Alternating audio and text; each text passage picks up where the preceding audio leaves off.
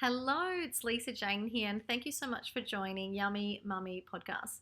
So, this episode, I'm going to be bringing on Kathy Ashton. She is a medicinal nutritionist from Flourish Live Naturally. And what we're going to talk about is whole foods and living a plant based lifestyle.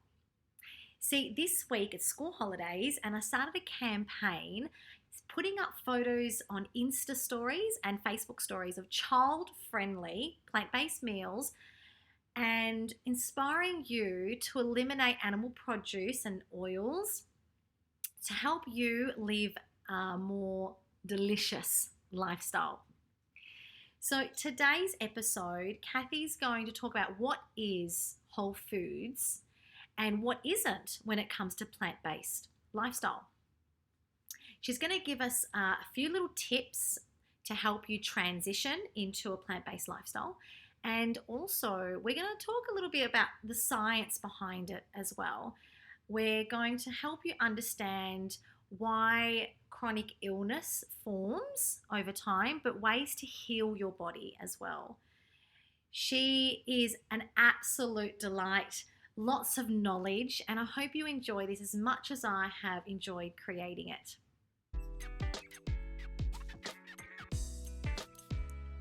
Welcome to Yummy Mummy podcast with Lisa Jane, where I show you how to be a parent, partner and lover in modern society while staying true to yourself. Thanks, Kathy, for coming and for joining me on my podcast, Yummy Mummy, where we're going to talk today about whole food, plant-based, a diet and how to transition if we're thinking about eating whole foods. I want to know, what is whole food? What goes in that list?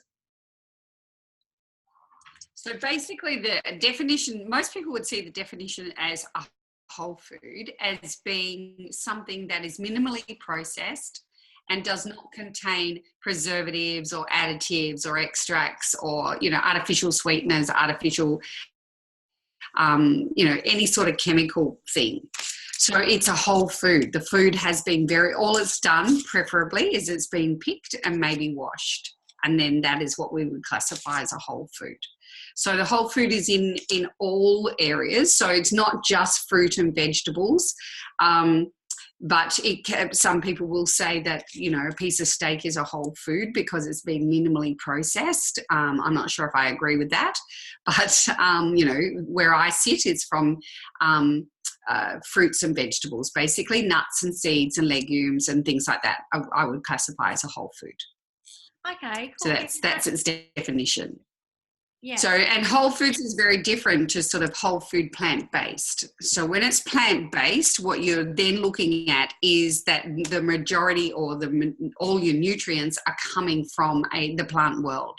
So it's not just fruits and vegetables, but it's legumes and grains and whole grains, so nuts and seeds and things like that. So it's anything that is grown on the land, if you like, but not from an animal source at all.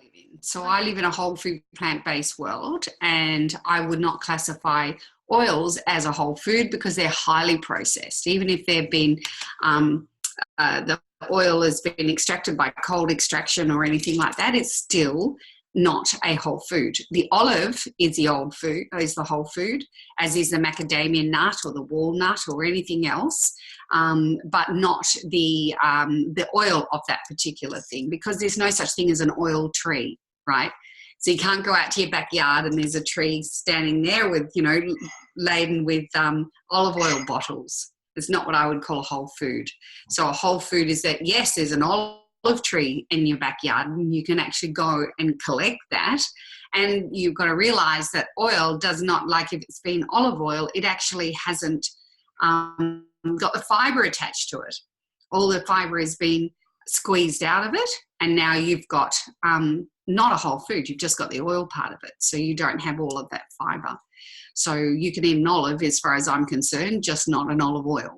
Yeah, that makes total sense about olive oil not being part of the whole food list, but olives itself, yes. So for myself now, I'm actually going further into becoming whole food taking out that oil component when I'm cooking. But then what has olive oil or oils, what is their purpose then for us? Or is there no purpose when you're going full whole food? So if you're fully whole food, olive oil, for instance, there's no purpose whatsoever in any sort of oil, because you'll get every vegetable, including celery, including lettuce. Any vegetable has an oil component to it. It might be minimal, but there's still a component there. So what will happen is that you and we don't need an enormous amount of oils. We need some essential oils, and they're your omega-3s, your omega-6s, those omegas. You actually need some of those. Essential meaning I need to get them out of my diet, but only a very, very small amount. For women, it's only a quarter of a teaspoon a day, and for men, it might be half a teaspoon a day. So it's a very, very small amount. You're going to get enough of that from the whole foods, as long as you're eating some nuts, some seeds, some olives, some avocados, and a wide range of different vegetables. Then you will get all of those essential fatty acids that you actually need. So there's no real need to actually go and get them from a bottle. The problem with, and then your body will, if it's attached to a fiber molecule, so the olive as a whole is attached to a fiber molecule, what will happen then is your body will determine how much of the oil within that particular olive you need. So, for instance, if it thinks that you need your hair's dry, your skin's dry, or your joints to lubricate your joints, it will take what it wants and absorb what it wants. And then from there, my internet is unstable. So then from there, what will happen is that you will absorb it and need it, and what you don't need, then it'll be flushed out the back door, still attached to that fiber molecule, but you don't actually need it, and it's good. You won't store it in any of your fat cells or anything like that. So the other problem with it is that when it is a free oil, for instance, what happens is that your blood goes from being a turbulent flow into being a laminar flow into a turbulent flow.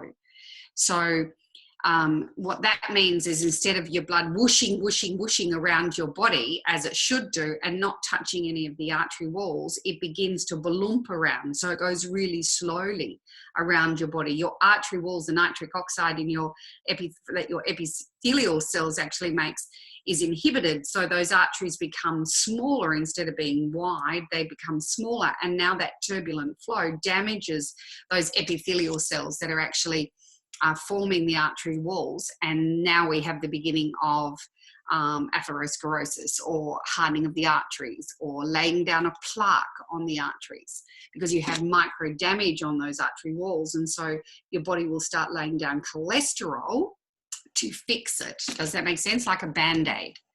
Yeah, so but this is like over time. You'll notice that after a fatty, over time.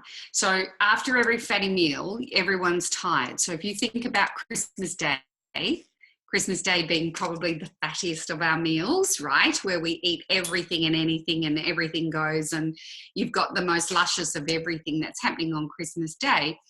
What will happen is after Christmas meal, everybody wants to go to sleep, right? That's because you're not even getting the oxygen out of your bloodstream, because it inhibits that as well. So it's not giving your oxygen into your brain. So you're tired, you're sleepy. So that's what happens after we eat a very big dinner or a very big fatty type meal.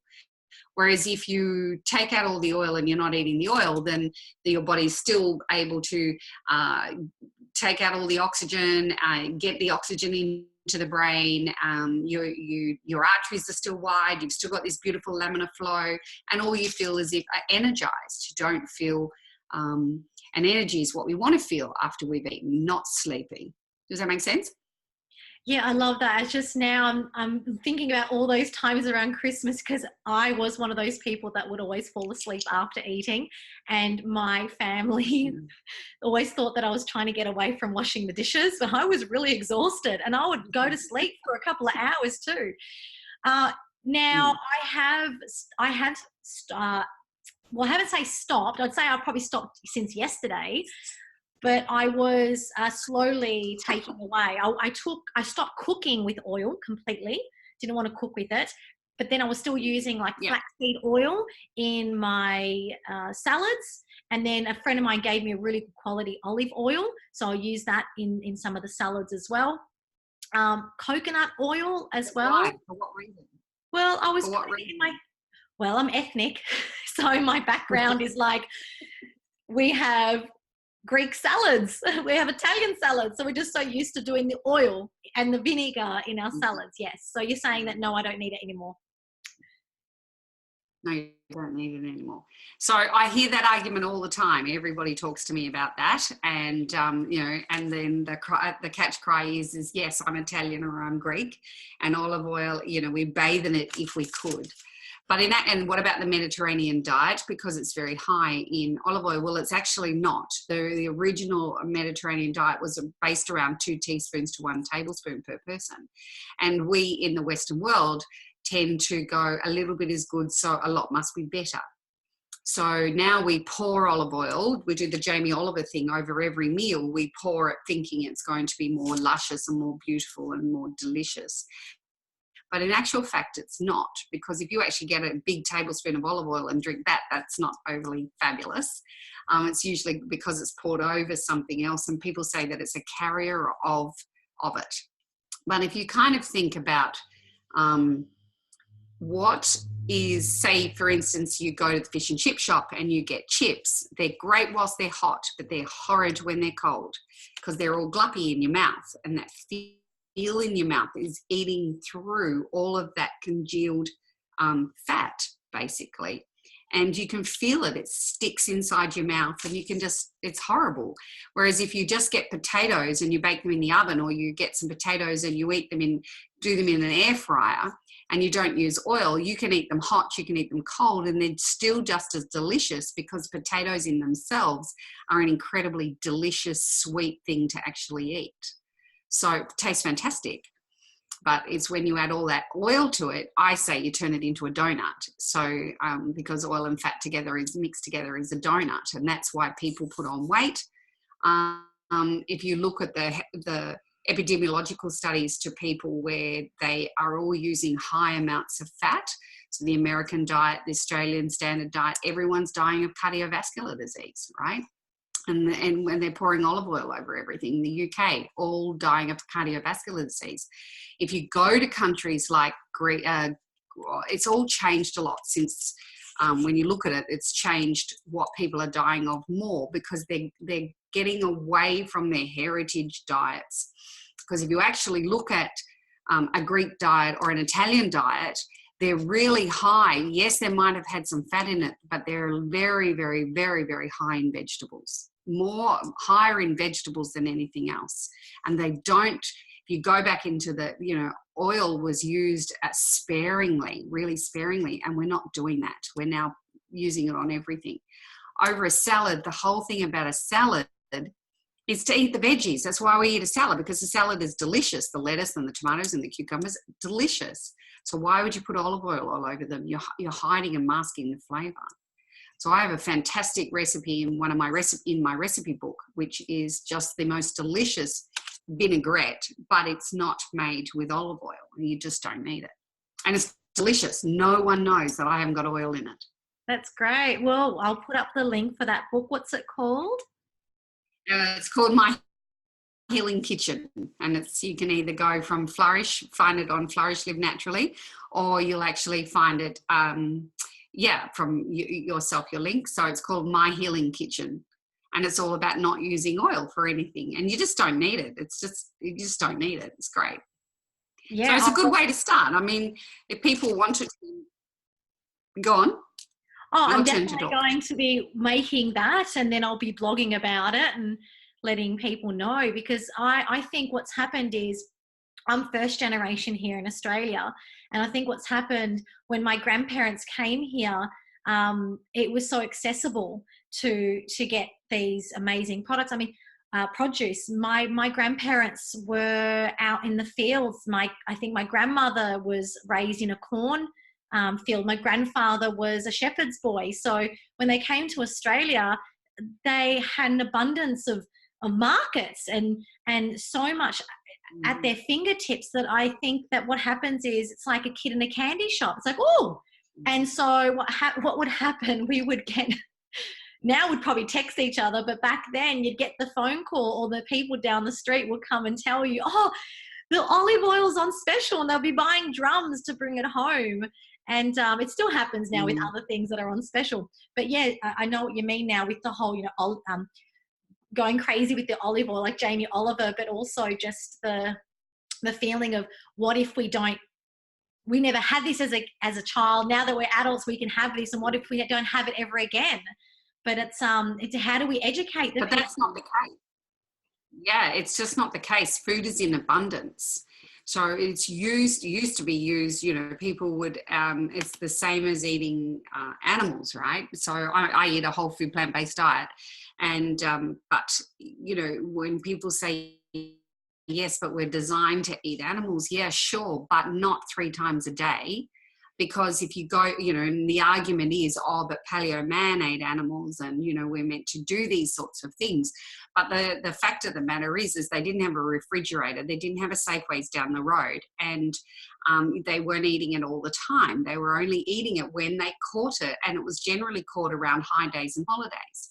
And the epidemiological research back around that said that 1 in 19 times as an average, 19 hunts though, so they'd go out to hunt animals, and it would only every 19 days or every 19 times they went out, they would actually catch one, bring it back to the village, and then the entire village would actually eat that. And then you wouldn't get it again. So until another time when they went out again, or there was a high day, a holiday, or a wedding, and they'd have to go out and find maybe some animal to bring back and eat and kill, and then they'd eat the entire animal. And then that's all. And in the meantime, they ate vegetables and they ate tubers and they ate, from the land. From the ground mainly, and lived, really good, healthy. They were slim, they were healthy, they didn't die of cardiovascular disease and things like that. They might have died of, other things, but cardiovascular disease just wasn't. They probably got eaten by the animal they were trying to kill. They probably. Yeah, exactly right. Yeah. Or they got an infection from a cut, or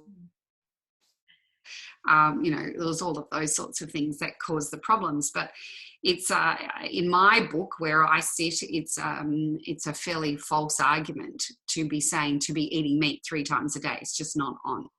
So it's just, and from where I sit as a medicinal nutritionist, I know, and I haven't always been this way, but I know that it heals the human body. So it does so much good when you eat a whole food plant-based diet. The more vegetables in your diet, the healthier you are, the better your immune system is, the better your gut microbiome is. And our gut microbiome thrives on vegetables, whole vegetables. And you're a mum, you would know exactly when you finish feeding your baby, what's the first thing you give them is mashed veggies. And you do that for a fairly long time, because you're creating this gut microbiome, you're creating a healthy gut, you're boosting their immune system. And I think that that's what I tend to do at Flourish is that I heal people using a whole food plant-based diet, and then for 42 days, there's a 42-day program up there, and we do that, and then afterwards we can renegotiate what you put back in. So if you're desperate for a piece of something, well, maybe you put it in every 19 days, something like that. Do you know what I mean? I understand, yeah. So but it's not something you give on. Yeah, and I'm just thinking now, like for those that do eat meat 3 times a day, I mean, this is great education to know, to understand our history, where we've come from, what was happening in those days, and to now understand that, to break that down, not have so much meat throughout your day. So maybe having one plant-based meal to start with a day, or even a week in the family home for dinner. Yeah. Right. Everybody wants to start slowly, because a lot of people, especially if they've got a house full of men, women tend to be a bit more, we tend to like our veggies a little bit more than the guys do. But, I would thoroughly recommend people go, okay, well, I'm going to start off with a Monday night, meatless Monday night, for instance, and see what it's like, see how we feel on that. But if you do that, the idea is to wake up the next day and see how you feel. Okay. So a lot of people go, oh, on a Monday night, we don't eat meat. But no one looks at how do you wake up on Tuesday morning, because you will wake up brighter and lighter and feeling really good. Now, if that's the case, you might then well consider, well, maybe we'll do Monday, Tuesday. Watch how you wake up on Wednesday. And slowly, but in short, but watch the differences on how you actually feel, because it's that actually gives you a really good sense of, I like the way I feel when I don't eat meat on a Monday night. And so therefore I am going to do this again. And I wasn't hungry. I felt fabulous. And I slept really well. And I wasn't hot, or I wasn't getting up in the middle of the night sweating, or any of those sorts of things. Meat is highly inflammatory. Dairy, highly inflammatory. And so if we can actually take those out, and we have this, even if you could do an entire Monday, you watch how you feel on Tuesday morning. If you don't eat any animal products on a Monday, it's amazing. Small differences make small changes make huge differences. So, and you will reap the benefit of that, amazing benefit of that by doing that. So you don't have to go all in. Yeah, I think that's really smart to take small steps, because I wasn't, I didn't get given that opportunity. I chose for myself. I know I did this to myself. I actually ended up with pain in my liver, and I had to cut everything out and start from scratch, and just basically drink apple juice to start with, because I had a liver blockage a couple of years ago, and it was a buildup of anger, and it was stored in my liver, and it was over a few different events that got me to that point. And once I flushed, I had to do a flush to flush through. Yeah. And I started with, I hadn't had anything for such a long time, and did my research and slowly introduced fruits and vegetables, nuts, seeds. And then I got to a point of, why would I bring back meat and dairy? I'm actually feeling so good. So for me, it's like I went cold turkey, but I actually had I was at that crossroad. I had to call the ambulance. The ambulance wouldn't pick me up because I wouldn't take any painkillers. And I was like, I haven't had it for such a long time. They go, we can't help you because we need to know what kind of pain it is. So I went, oh, well, I'll just try and work this out for myself. But if, our listeners now are in a position where they would like to know what it's like not to have meat, I think, and other animal produce, like you said, slowly eliminating and creating those meatless Mondays, dairy-free Tuesdays, or something like that, give up something that... Yeah, exactly right. Look, on Flourish's website, there's a 21-day cleanse, and it's a lovely thing to do, is to go, and everybody loves a cleanse, especially coming, when winter is finished and we're going into summer, and we all think to ourselves, oh, we've got to get back into those, little clothes, as opposed to being covered up, all over the place with jumpers. So, and hiding underneath that, it'll be like, okay, well, there's a 21-day cleanse up there. And that is basically whole food plant-based. So for 21 days, or you can even do it, I recommend do it for 7. Just do the 7-day cleanse and just watch how you feel.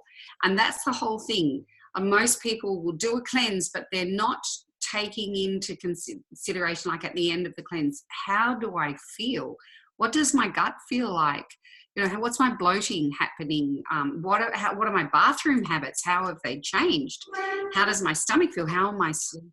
All of those beautiful things. And then you start introducing. So you might go, okay, the cleanse is finished now. That's 7 days or whatever.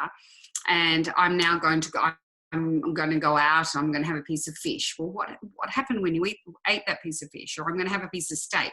What happened after you ate that? And I get phone calls, especially people who've gone the whole 6 weeks and done a 42-day cleanse instead of a 21, but even then. And then they'll say to me, I'm going out this weekend and I'm going to have a piece of steak. And I'll go, okay, well, you do that and see how you feel. And they ring me the next day to say, they call me a name and they say, you knew that I was going to feel terrible, didn't I? And I said, really? Did you really feel terrible? Oh, look at that. So what's that tell you? It tells me, well, my body doesn't really cope with those sorts of things. So what are you going to do about it? I'm not going to eat them. Oh, okay, there you go. So a lot of the time we mindlessly eat. We just put it into our bodies. We just pick it up and eat it. And a lot of it is so habitual. You know, my mother, we grew up on meat and 3 veg. So, and it's quick and it's easy, you know, driving home, one of the things you're doing, you're tired, exhausted after the day, and then you might get text messages saying from you know, your partner or whoever it is, what's for dinner. And if you haven't thought about it and you haven't worked on it, you go, I'm going to stop at Coles and pick up a chook, and we're going to have chicken salad, you know, or I'm going to pick up a fish and chips, or I'm going to pick up something on the way home, whatever it is that you're going to do. And you eat that, mindlessly eat that because it's convenient. Whereas if you do decide to choose something and go whole food plant-based, you can't do the drive-through and say, can I have 3 carrots? You know, and that's not sustainable anyway. But you know what I'm saying is that they're not there. And it's kind of like, oh, well, now what I do? So for us, we haven't gone through a drive-through for such a long time. And that's because a few years ago, she was malnourished, had the big bloated tummy. And we saw a naturopath and we found so many different intolerances. And so what we did was dairy was one of them. And that was probably the easiest thing. And that's what I was going to say before. Find something that is something that you're not really having when it comes to animal produce. And our one was yogurt and milk. And I mean, cheese was really difficult. But the milk, like milkshakes, was really easy, and the yogurts. We didn't really have cereal so much, which was really easy. But pizza, Friday night pizzas, and I know a lot of people listening are going to be like, how am I going to give that up? There are ways. And so I know in one of your books, and even on your online Flourish website, you actually have a cheese recipe.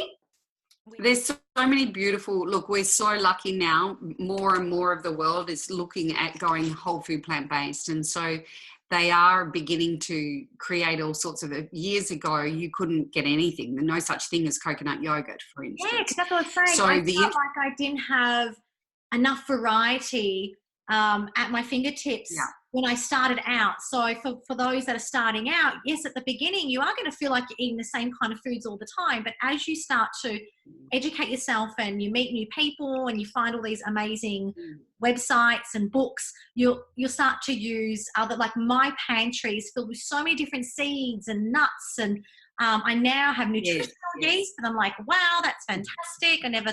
I had no idea what that was in the past. I would hear people talking about it, and I'm just like,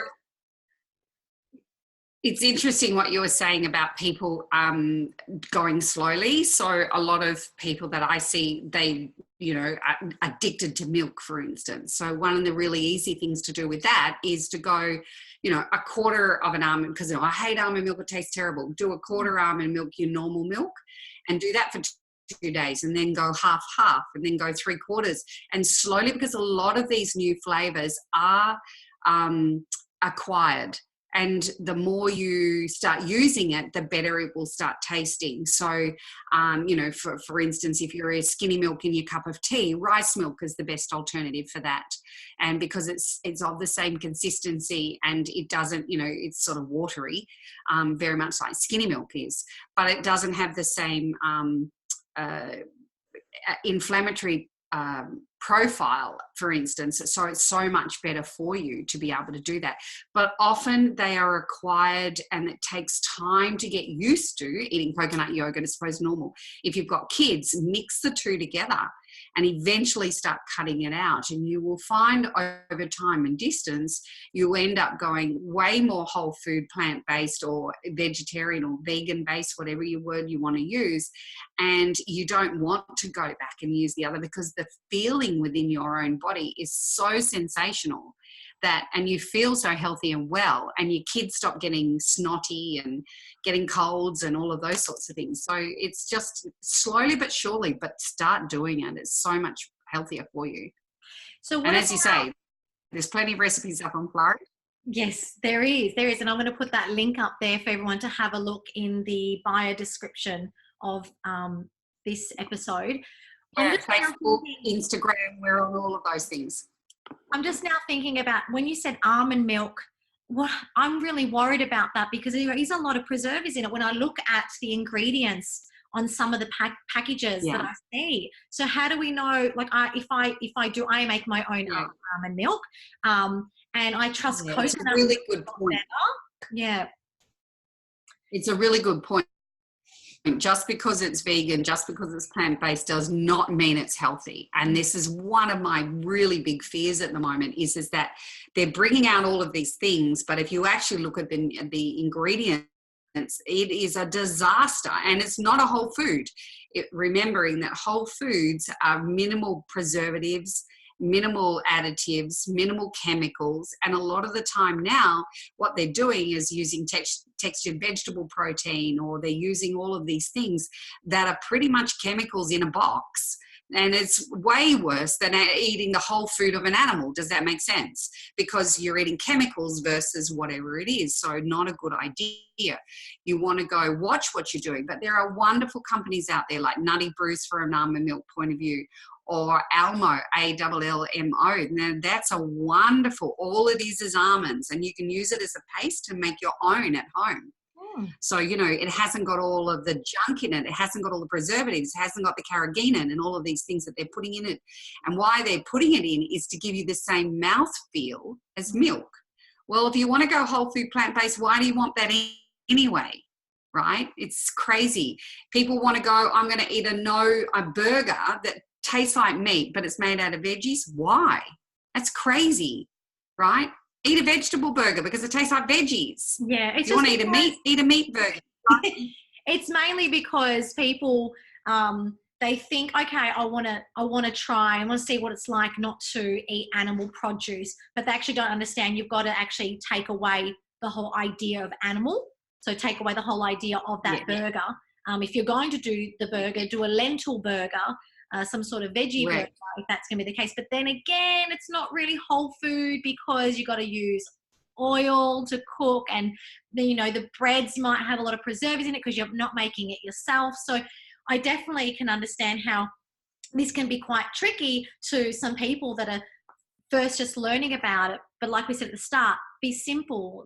Start with one animal produce to eliminate out of your diet, and just slowly build up. Like for myself, it's taken me years to get to where I am today, and I'm very thankful for the intolerances that my daughter had, but at the same time too, I really do want to find out how we're going to kick this out of her system, because I do have a funny feeling, and I have been researching it, intolerances are just because the organs in the body and everything is not working in harmony. It's not functioning properly. And so, it's not just about what goes into our mouth. It's also what we're thinking, what we're feeling, the stresses from our environment, what we've brought with us into this world.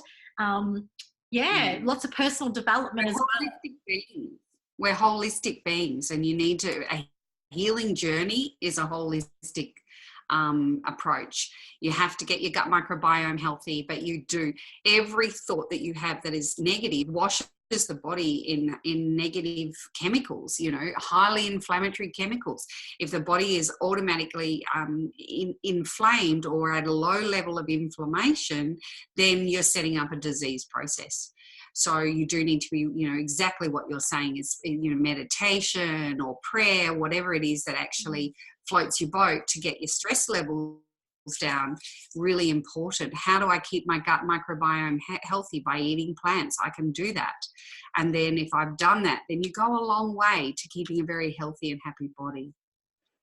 And that's why I've got you on here today, Kathy. Thank you so much for joining, because that's what I want to do. I want to give people the insight of how they can actually do this simply and not be so freaked out by the whole process of it. And it does take time. But, like we said, it takes a long time to create a chronic illness. So it's going to take time to get your body back to working in harmony. I'm going to say one last question I had to ask you, just like when it comes to cleansing and removing toxins out of your system, coconut oil is something that I've been doing, oil pulling. And now to finish off our episode today, what we spoke about at the start about oil is not good because it slows down your digestion.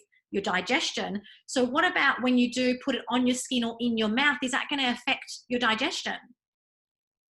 So putting it in your mouth, you're absorbing. Your mouth is one of the most highly membranes within the mouth are going to absorb all of that oil, right? Because even though you're going to spit it out from oil pulling, everybody thinks it's fine, but in actual fact, it's doing exactly that. It's getting into your bloodstream. It's decreasing your nitric oxide. It is decreasing the size of the arteries and things like that. Coconut oil was, people have said, yes, it's very high in, it's got some anti-inflammatory properties to it. But in actual fact, there's more saturated fat in it than lard. So if you're not going to pull with lard in your mouth, then why would you pull with coconut oil, right? Just because there's a tiny little bit of anti-inflammatories, you're far better off using things if you want to do that oil pulling or those that you'd be better off doing putting turmeric, making turmeric, some sort of turmeric paste and using that in your mouth to keep your gums and everything healthy. Using drinking lots of beetroot, eating lots of beetroot. We've got a beetroot detox blend up on our website. Amazing for keeping your gums healthy, for keeping your blood healthy, for keeping your lymphatics healthy, all of these sorts of things. So I don't recommend oil pulling in any way, shape or form. So simply because of what it actually does to the rest of the body. Yeah. A lot of people are stuck on it though. I totally understand. The only thing they're going to do. I'm one of those people that I've learned it many moons ago, and I've been doing it for a long time, and I've noticed a difference with my teeth, and my clients have noticed a difference as well when they've had cavities or they've prevented root canals by using it. But now with this new knowledge, I mean, I can't avoid it now. I've got this new knowledge, and I'm one of those people that this is something for me to know. I have to know. I have to pursue this in the sense of I've stopped coconut oil pulling till I'm 100% comfortable. I'm not comfortable now, so I'm like, oh, thanks, Kathy. Sorry. But I like the idea of turmeric paste because I've read about that and I hear about it all the time for gum health, and I've heard always about. I have a lot of beetroot. I eat a lot of beetroot, and I do make juices of beetroot. I do drink my juices at midday because that's when our digestive system is the strongest, rather than having it first thing in the morning. I'm eating a lot more stewed fruits for the morning. Anyway, that's another story we can talk about, when to eat our foods. But on the skin, I use coconut oil as an SPF on the skin. Use it on the skin. Use it on the skin. It'll be fine. And the skin is fine if that's what you want to do, and that's what makes you feel best. You can do it. Yes, it'll do. It doesn't cause the exact same problems, put it that way. And a lot of people will, especially if they are of Mediterranean heritage, will actually still want to do things like that. Do whatever floats your boat, basically, and makes you happy. But if you are struggling with all sorts of, especially if you're struggling with weight issues and things like that, then I would probably, or really severe acne, I would be really careful with the amount of oil that even you put on your skin. Well, so if you had severe cardiovascular disease, we wouldn't let you do that. My background being skin therapy, definitely with acne, the first thing I would be saying is we need to get you onto fruit and vegetables and getting off the dairy and the meat. And within a few weeks, their skin clears up. So they would be susceptible to burn more easily in the sun anyway, because their body wouldn't be at the right pH balance. But I do notice that since eating, well, in summer especially, I have a lot more fruits and vegetables during that time, because it's in winter I like to have I like to add my legumes and my grains and things like that. So, but sure. I don't burn like I used to. So even without the coconut oil, so I do know there's a little bit of there is research and there is scientific proof out there showing that when your body is at its right pH balance, and that we're clean of toxins and yeast and candidas, that we won't actually burn in the sun. No, exactly. One of the things that I'm telling everybody at the moment, and I'll tell your audience as well, is that, during winter when we all begin to get a little bit down in the dumps, and we all think it's because of the weather, but it's also because of the foods that we eat. In winter, we tend to eat very soft, mushy type food, slow cooked mushy food, lots of slow cooked casseroles and soups and things like that. We don't eat a lot of crunchy food. It's the crunchy food that actually allows the hippocampus to make baby neurons. So we make about 700 baby neurons every day. So if you want to keep a really healthy and happy brain, you must make sure that at every meal you've got some crunchy food. So that's whether it's a crunchy carrot, a raw carrot, or whether it's an apple, or whether it is even some sort of I don't know, something that's crunchy, some tacos, for instance. If you're doing that, anything that adds crunch to a food, into a meal, is really something that we need to be considering. Even if you're making porridge in the morning for breakfast, make sure there's some crunchy seeds on that. So there's some nuts or some seeds, because it's those that will cause your brain or the hippocampus to make the baby neurons. Oh, So excellent. don't just eat mush. That's why a lot of elderly people, as they age, people, 80s and 90s, you look at their diet, it's all mush, right? It's all soft and squishy, tea and toast. And they all, well, not all of them, but a lot of them have problems with their minds. It's not as clear, and they get dementia and Alzheimer's and all of these sorts of issues. And it's because you need to introduce raw, crunchy food into their diet. And it works. We're at the perfect time of winter here in Australia, so we're going to cut out the oils, add in the crunch. That's what's going to keep us delicious. We're going to stay delicious. That's exactly right. We're going to stay healthy and happy forever with a healthy gut microbiome. Yeah. All right, Lisa, I'm going to let you go. Your family's all come back. Yeah. And you can go give your dog a nice big cuddle now. She's asking for food. She wants some dinner. Oh, thank you so much, Kathy. I appreciate so much of your time today, having a good chat about this, and I'll have you on again in the future. Yeah, anytime. I love it. Lovely to talk to you, Lisa. No worries. Okay. Bye for now. See you.